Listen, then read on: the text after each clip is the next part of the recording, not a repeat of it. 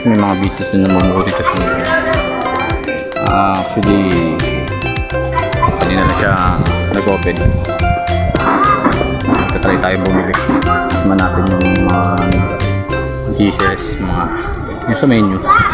Actually hindi naman gano'n alaki yung menu, pero try natin tikman. Guys, samahan nyo ako.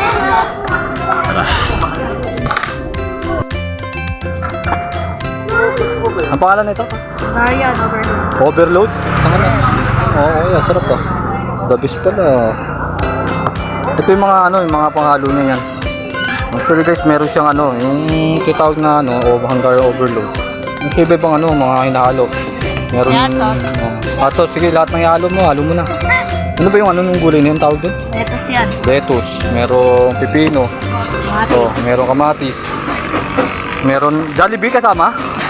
Meron din. Hindi, ito yung lalagyanan ng lettuce pala. Yan. Ang galing, no? Lang Pilipino talaga, napaka-negosyante talaga. Kaya kung hindi lang tayo malalakas gumastos, mayayaman lahat ng Pilipinas.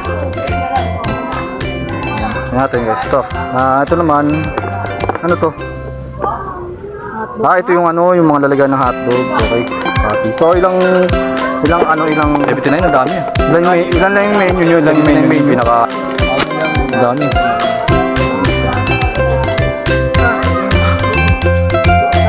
Hoy.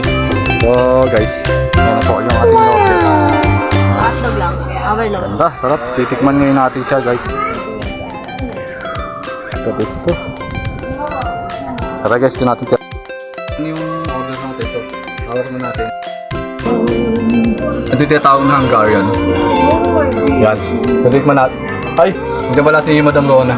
So nakita niya ako nag-pre-taste kasi tingnan natin yung ating pinopromote na bagong install ng matagal na taga-Nigel. Diba? Natin, hindi tayo matuloy-tuloy kasi nahiya talaga ako eh. Yan na guys, yan na.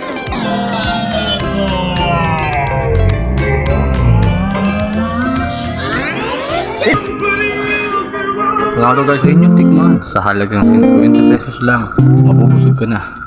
Wala ka masasabi. Basta pag naghanap ka, munta ka lang ng bandang hapon sa Nickel at with Detroit, Misty. Okay.